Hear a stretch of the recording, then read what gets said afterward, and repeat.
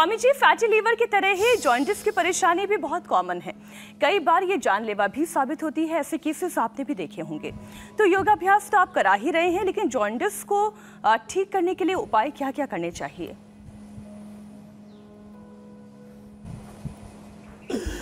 तो देखो, जॉन्डिस के लिए सबसे अच्छा उपाय है अरंड के पत्तों का रस पी लो। बहुत जबरदस्त है अरंड के पत्तों का रस। जॉन्डिस के लिए सबसे अच्छा उपाय है ये भूमि आंवला या पुनर्नवा या मकोई या शोनाक, जिसका भी रस मिल जाए, हम इसको लिवोग्रिड जूस बोलते हैं, उसका जूस पी लो। जॉन्डिस के लिए सर्वकल्प का काढ़ा तो हम पिलाते ही हैं, जो लीवर की डिजीज़ में बता रहे थे, और इसके लिए हम खाली पेट लिवोग्रिड और खाने के बाद लिवामृत दे देते हैं। एकदम जॉन्डिस पहले ही दिन से कंट्रोल में आ जाता है। और उसको खाली बकरी का ही दूध देते हैं, बकरी का ही इसका पनीर भी बना करके दे देते हैं। बकरी का दूध लीवर के लिए, ऊँटनी का दूध पेनक्रियाज और आर्थराइटिस के लिए परम औषधि है। और जिनको जॉन्डिस हो जाए उनको मिट्टी पट्टी ज़रूर करना, ठंडे गर्म पानी से जो सिकाई कर रहे हैं ये ज़रूर करना। और जिनको जॉन्डिस हो जाता है उनको द्राक्षासव पिलाते हैं, उनका खून भी बढ़ जाता है। उनको अनार, गाजर, चुकंदर, व्हीट ग्रास, एलोवेरा, ये 5 चीज़ों का जूस और पिला देते हैं। अनार, गाजर, चुकंदर, व्हीट ग्रास, एलोवेरा। आजकल डेंगू भी फिर से बहुत बढ़ रहा है, प्लेटलेट भी बहुत गिर रहे हैं। तो इसमें प्लेटलेट जब गिरने लगे तो ये भी एक बार बता देता हूँ। जैसे अनार, गाजर, चुकंदर, व्हीट ग्रास, एलोवेरा, पंचामृत, ये खून बढ़ाने के लिए और पीलिया के लिए है। ऐसे ही एक पंचामृत जूस है, पपीते के पत्तों का रस, एलोवेरा, व्हीटग्रास, गिलोय और अनार, ये जो है प्लेटलेट बढ़ाने में भी काम आता है। तो ये कई चीज़ें, और जो है जीरा, धनिया, मेथी, सौंफ, अजवाइन, ये पंचामृत पेट के लिए। और जिनका पित्त बढ़ा हुआ है तो जीरा, धनिया, मेथी, सौंफ, अजवाइन की जगह मुलेठी और गुलाब के फूल। तो आपने एक प्रश्न पूछा, मैंने 5 उत्तर दे दिए जी स्वामी जी, क्योंकि लोगों की समस्या भी बहुत ज़्यादा है। बिल्कुल। और हम रोज उनका समाधान देते हैं। मंडूकासन, योग मुद्रासन लंबा जरूर करेंगे, और जो इतना भी ना कर सके तो कपालभाति या अनुलोम विलोम करेंगे। जी मेरे भाई अमित जी। जी स्वामी जी, क्योंकि जो कई बार देखा गया कि जो लीवर जब खराब होता है तो उसकी वजह से आपकी स्किन की कई सारी परेशानियां होने लगती हैं, कई लोगों में देखी जाती है। तो इसके बारे में बताएं कि आखिरकार किस तरह से लीवर आपकी स्किन को खराब कर सकता है, अगर ऐसा हो रहा है तो फिर उसका समाधान या उपाय क्या है? लीवर का और स्ट्रेस का, एंजाइटी का, डिप्रेशन का सीधा असर स्किन के ऊपर आता है। वैसे लो इम्यूनिटी से भी होता है। अभी मुझे पहाड़ से एक स्कूल से फ़ोन आया, एक बेटी का वीडियो कॉल करके दिखा, उसके हाथ पूरे फट गए और ऐसे काले पीले पूरे दाग हो गए। तो मैंने कहा बेटा इसको इम्यूनोग्रिड दो। तो इम्यूनोग्रिड देने से इम्यूनिटी डाउन होने से भी ये अलग अलग प्रकार के बैक्टीरिया, वायरस, फंगस इन्फेक्शंस और स्किन की प्रॉब्लम बहुत होती है। बिल्कुल।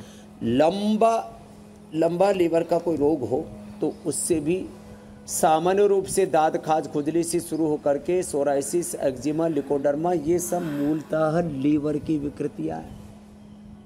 लीवर और किडनी फंक्शन गड़बड़ होते हैं। किडनी तो खराब चीज़ों को फिल्टर करके बाहर ना निकाल पाए, और लीवर जो है शरीर के पोषक तत्वों को शरीर के अनुरूप शरीर को दे न पाए, और स्ट्रेस बढ़ने से तो फिर पूरा का पूरा ही उपद्रव होता है। सब स्ट्रेस हार्मोन्स बढ़ जाते हैं, प्रोलैक्टिन, कार्टिसोल, एसीटीएच आदि, एंडोर्फिन, इनकैफेलिन, मेलाटोनिन, डोपामिन, अच्छे हार्मोन्स कम हो जाते हैं, और उसका परिणाम होता है कि स्किन की प्रॉब्लम। इसके लिए क्या करें? एलोवेरा, नीम और पीली मिट्टी या मुल्तानी मिट्टी, इसका तो लेप लगा लें। गोधन अर्क और नीम की गोली, ये सुबह शाम। मैंने तो कितने भयंकर उपद्रव स्किन के इससे ठीक किए। गोधन अर्क ये तो पूरे शरीर की शुद्धि दूर करता है। वैसे तो मलमूत्र से, पसीने से और श्वास बाहर छोड़ते, इससे शरीर की शुद्धि होती है। और पवित्र संकल्प से तन में मन शिव संकल्प मस्तु, इससे मन शुद्ध होता है, चित्त चेतना आत्मा शुद्ध होती है। तो गोधन, अर्क और नीम घनवटी ये तो अप्रतिम है। सामान्य चर्म रोग होने पर कायाकल्पवटी, डर्माग्रिट, सोराइसिस होने पर सोरोग्रिट और सफ़ेद दाग होने पर मिलोनोग्रिट और मिलोनोग्रिट लेप भी लगा देते हैं। और हमने तो पहले तो चित्रघन लेप ही, और उसके अंदर नीम के पत्ते, गोधन, अर्क इससे मिला करके एलोवेरा लगा करके लगाया 1-2 महीने से लेकर के 6 महीने में, और पूरा शरीर सफ़ेद था तो 9 महीने में वो तक अच्छा हो गया। तो आपने सामान्य चर्म रोग पूछा था जी। मैंने तो पूरे चर्म रोगों का पूरा एक कुनबा ही साफ कर दिया, पूरा खानदान ही खत्म करने के उपाय बता दिए चर्म रोगों। स्वामी जी क्योंकि जहरीले टॉक्सिन्स जो शरीर में होते हैं उससे क्या क्या परेशानी होती है वो आपने बताया, और ख़राब लीवर की वजह से भी शरीर में टॉक्सिन्स ज़्यादा बनने लगते हैं। शरीर से इन्हें बाहर निकालना बहुत ज़रूरी है और इन्हें बाहर निकालने में मेहनत भी पड़ती है। तो बॉडी को डिटॉक्स करने के उपाय भी बताइए ताकि ख़राब लीवर का जो असर है वो किडनी पर ना पड़े। हालांकि शुरुआत में आपने कुछ उपाय बताए थे, लेकिन पूरा डिटेल में बता दीजिए। तो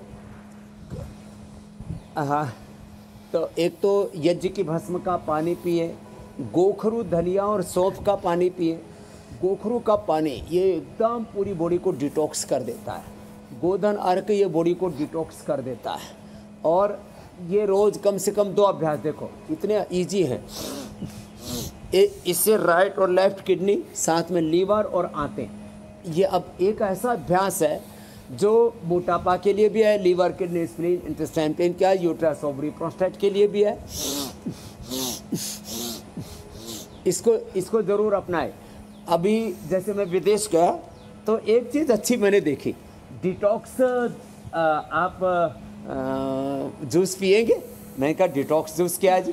बोले जी हमारे यहाँ जितने भी पत्ते मिलते हैं और ग्रीन एप्पल और जितने भी हरे पत्ते हैं सबको मिला करके हम रगड़ देते हैं और उनका जूस निकाल देते हैं। उसमें थोड़ा सा नींबू भी मिला देते हैं, थोड़ा सा पुदीना भी मिला देते हैं, तो डिटॉक्स जूस हो जाता है। तो जितने भी हरे पत्ते जहाँ उपलब्ध हों अच्छे से धो करके, साफ करके, और उसके अंदर जो है थोड़ा सेव का प्रयोग कर सकते हैं, थोड़ा खीरा भी ले सकते हैं, थोड़ा टमाटर भी ले सकते हैं। इतना हेल्दी बनता है। जितने भी ग्रीन लीव्स हैं, ये जो हरियाली है ना, ये सच में सस्य श्यामला धरा वैसे भी सुंदर लगती है, लेकिन ये हरी चीज़ें सबसे ज़्यादा डिटॉक्स करती है। तो ये इसके साथ साथ गोधन, अर्क मैंने बताया वो सबसे ज़्यादा बॉडी को डिटॉक्स करता है।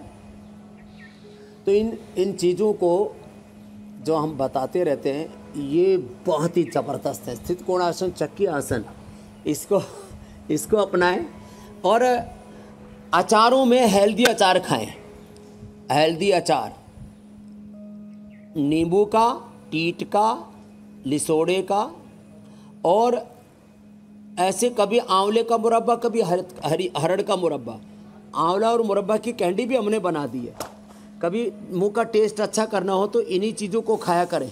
बाकी चीज़ें इधर उधर की, या हरड़ है या अनारदाना है, अजवाइन है, ऐसी ऐसी चीज़ें हमने बनाई हैं। और ये इसलिए कि लोगों को ख़राब चीज़ें की खाने पीने की आदतें ऐसी पड़ गई, अब उनको बुरी चीज़ें बुरी नहीं लगती और अच्छी चीज़ें अच्छी नहीं लगती। हमारे एक मित्र थे, वो कहा करते थे, जब आपको बुरी बात बुरी ना लगे और अच्छी बात अच्छी ना लगे, अच्छी बात अच्छी ना लगे, बुरी बात बुरी ना लगे, समझ लो बुरे दिन आ गए, और अच्छी बात अच्छी लगे तो समझ लो अच्छे दिन आ जाएंगे। अब ये राजनीतिक नारा नहीं है। अब आजकल तो राजनीति के नाम पर तो बहुत झमेला चल रहा है। 2024 से पहले कुछ भी बोलना खतरे से खाली नहीं है। राजनीति तो खैर उसमें भी मुझे लगता है कि सबसे ज़्यादा ज़रूरत अब लोगों को पड़ेगी वो है प्राणायाम की, क्योंकि जिस तरह से कैंपेनिंग बढ़ेगी और वाद विवाद बढ़ेंगे तो प्राणायाम ही होगा जो उनको ही बचाएगा। और साथ ही साथ मुझे लगता है कि प्राणायाम के जरिए बहुत सारी जो तकलीफें दूर हो जाती हैं। तो स्वामी जी एक सेशन करते हैं ताकि शरीर के जो 37 ट्रिलियन सेल्स है वो चार्ज हो जाए और जो सेल्स का मेंटेनेंस प्रॉपर तरीके से हो सके और व्यक्ति हर परेशानी से दूर। अष्ट चक्र, नवद्वार, 72 करोड़ 72 लाख 10,201 नाड़ियाँ, स्थूल सूक्ष्म कारण शरीर, शरीर इंद्रिय मन चित्त चेतना आत्मा सब पावन हो जाता है। और ये कभी भी कहीं पर भी कर सकते हैं, ट्रेन में, प्लेन में, हेलीकॉप्टर में, कैंपेन के दौरान कभी भी कर सकते हैं कहीं पर भी।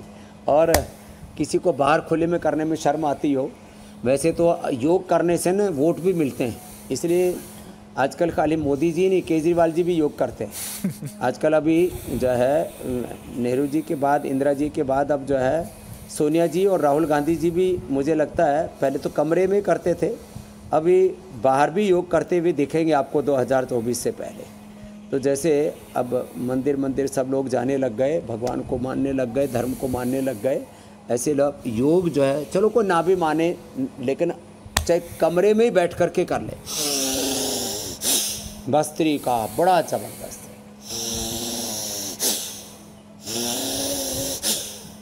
इससे पूरी दिव्य ऊर्जा से हम आप्लावित हो जाते हैं, आशीषित हो जाते हैं। जितना ये स्थूल जगत है ना, इससे ज़्यादा प्रभावित सूक्ष्म जगत है, अदृष्ट अमूर्त जगत है, दैवी शक्ति है, उनके आशीषों से हम आप्लावित, अनुग्रहित, आशीषित, उपकृत हो जाते हैं।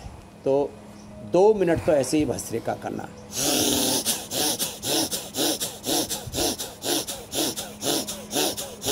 जो इतनी जोर से ना कर सकें, ऐसे करें। इससे प्राण अपान व्यान उदान समान नाग कोरुम कृकल देवदत्त धनंजय पांच जैन इंद्रिया पंच कर्मेंद्रिया तक्कण चतुष्ट, और सारा पूरा हमारा ताना बाना ठीक हो जाता है 2 से 5 मिनट। कपालभाति ये सबको करना चाहिए। इससे आप जो बता रहे थे ना, लीवर के साथ साथ, किडनी के साथ साथ, आंतों के साथ साथ, पेनक्रियाज, लंग, हार्ट, थायराइड, पूरा लीवर, स्प्लीन के साथ साथ इंटेस्टाइन, पेनक्रियाज के साथ साथ यूट्रस, ओवरी, प्रोस्टेट, सब कुछ है अंदर के सारे वाइटल ऑर्गन्स 100% हेल्दी हो जाते हैं कपालभाति से।